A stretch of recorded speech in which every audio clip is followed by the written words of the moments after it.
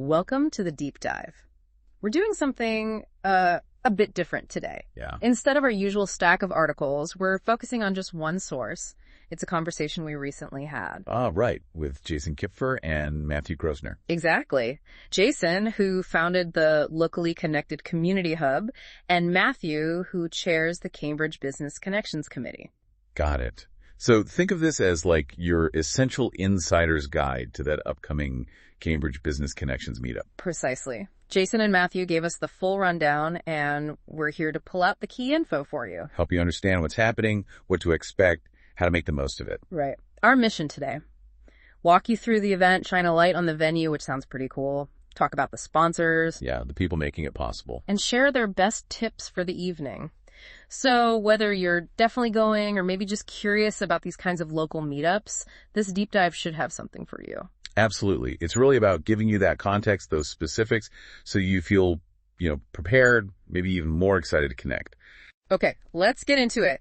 Straight from Jason and Matthew, what are the absolute basics? Date, time, place. Okay, essentials. It's Monday, June 9th, 2025. June 9th. Got it. And the official time is 7 p.m. to 9 p.m.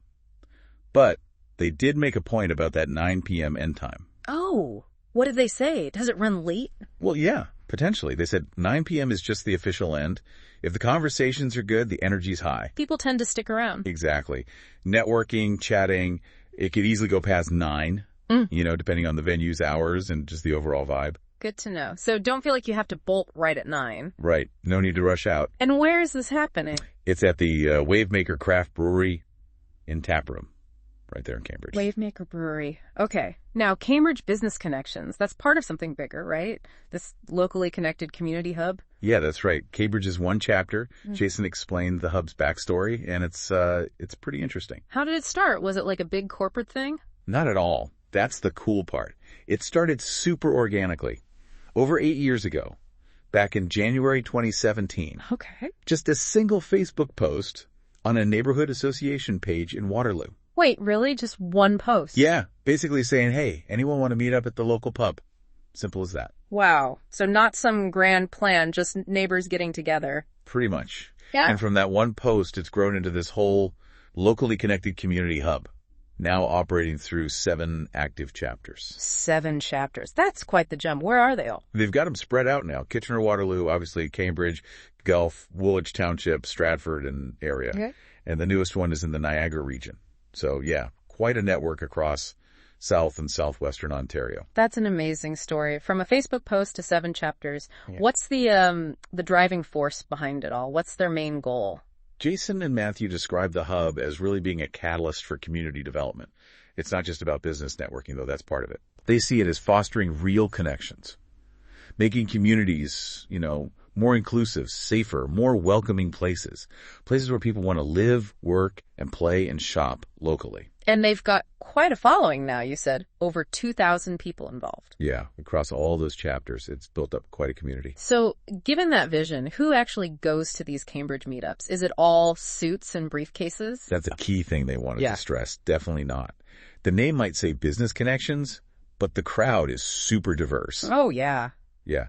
They told us, sure, you get entrepreneurs, but you also get stay-at-home parents, retirees, young professionals, artists, people just wanting to meet their neighbors. So really anyone. Basically, yeah. Yeah. Anyone who wants to feel more plugged into their community. Doesn't matter what you do for a living or where you are in life. That really hits the locally connected community hub idea, doesn't it? It's broader than just business. Exactly. It's about relationships first. Okay, so this event, June 9th, it's at Wavemaker Craft Brewery. You mentioned our conversation, highlighted why that's a good fit. Let's dive into the venue. What's special about Wavemaker? Well, first off, there's a really strong personal connection that fits the hub's whole ethos. The founder and brewmaster, Scott Potler. Scott Potler, right? He actually grew up in Preston, the part of Cambridge where the brewery is. Yeah. And apparently he specifically dreamed of opening his brewery right there. Oh, wow. Not just anywhere, but back in his old neighborhood. Exactly. To be part of that community again, contribute to it. That really resonated with Jason Matthew. That gives the place some real heart. What's Scott's background? Is he just a beer guy? He's definitely a beer guy. An award-winning brewmaster, actually. Graduated from the Niagara College Brewmaster program. Okay. but he also has a degree from Brock University's accounting co-op program. Ah, so he's got the creative side and the analytical side. You got it. They said he brings both that artisanal approach and a sharp analytical eye to brewing. The artist with the spreadsheet. Sounds like a good combo for making interesting and consistent beer. What's their philosophy then? Beer with soul? Is that it? That's their motto. Beer with soul. Mm-hmm. And it reflects their approach. They like to push boundaries, explore different styles from around the world. Okay. But they're also serious about tradition and quality. They have a couple of core beers, but they really lean into doing one-offs and rotating taps. So you go there, you might find something new each time. Very likely. They see it as this constant exploration, balancing their own creative ideas with what customers are enjoying, keeps it fresh. Sounds like a great spot for a meetup. Keeps things interesting. Yeah. What about the actual space? What's it like being there for the event? Well, one cool thing is the atmosphere.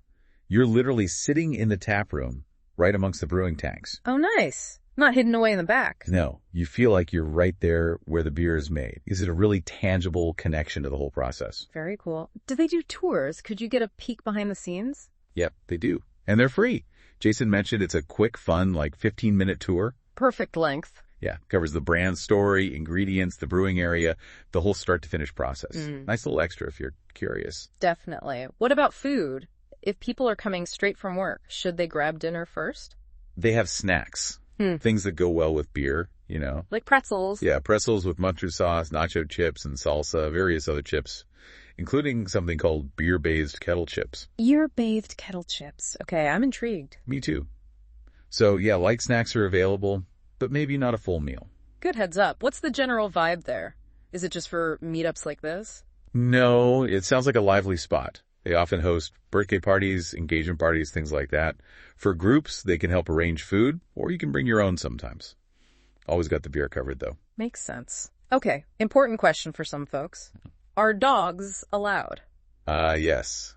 The dog policy. Good question. Dogs are welcome, but only on the patio. Patio only. Got it. Yeah, their license doesn't allow them inside, unless it's a service animal, of course. But for well-behaved dogs on the patio, they even put out water bowls. Nice touch. Anything else? Games? Music? Games, yes. You can bring your own board games, or they have a collection you can borrow from. Oh, cool. And get this, if you have old games at home, missing pieces maybe not, but ones you don't play, you can donate them to their collection. That's really neat. Very community-minded. What about music? Not super often, because the space is pretty intimate.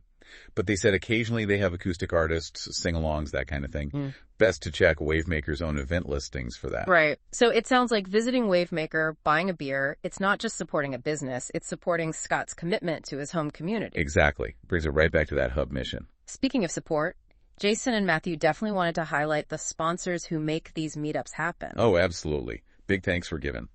The happy hour meetup sponsor for this specific event is Rick and Sherry Couchman.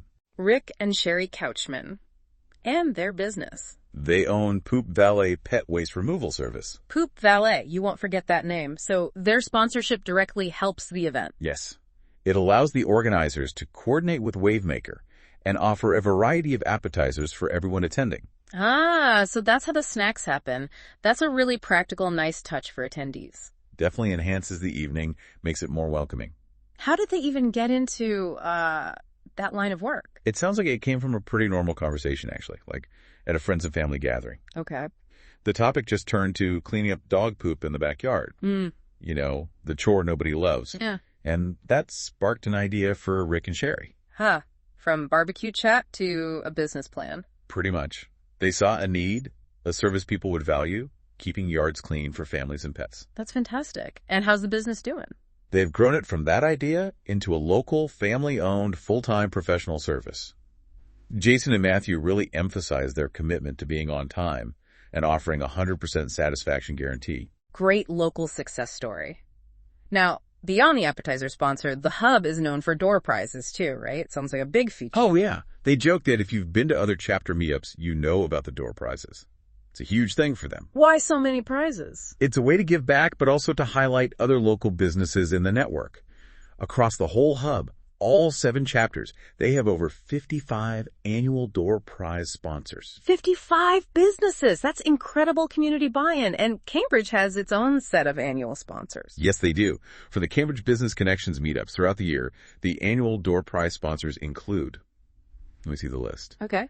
Andy's Custom Contracting, Bailey's Local Foods, BookMyTherapy.ca, CTRLV, Garrett Peck Visuals, Gecko Websites, L'Etoile Herbal Clinic, RUR Community Dollar, Regal Nails Cambridge, Renew Coaching, Sugar Savvy Beauty Boutique, the Boop Valet pulling double duty there, Nice. and Waterloo Bike Shop. It's quite a list. That really shows the interconnectedness of the local business community. What if a business listening wants to get involved, maybe sponsor a prize? Good question. They said the best way is either to chat with one of the Cambridge committee members at the event itself, Okay. or just send an email to info@locallyconnected.ca. They can talk about sponsorship or other ways to get profiled. Perfect. Okay, so we've got the details, the venue, the sponsors. Now for the real practical stuff. If you're going on June 9th, what were Jason and Matthew's key tips? The insider advice for making the most of it. Right, the how-to guide. They had several, all focused on keeping it positive and welcoming.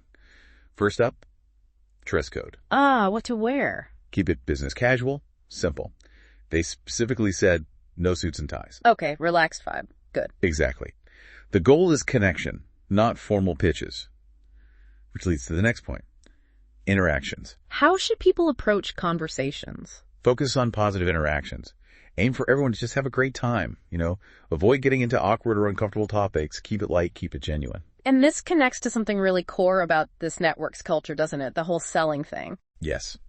This is probably the most important tip, especially if you're used to other networking events. Jason and Matthew were super clear. No. Hard. Selling. Really? None at all? Don't just go around shoving business cards in people's faces.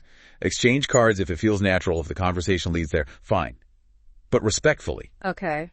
And they explicitly stated, any actual selling products, services, fundraising pitches that needs to happen outside the meetup, not during the event itself. So that feels like a fundamental rule for them. Why so strict?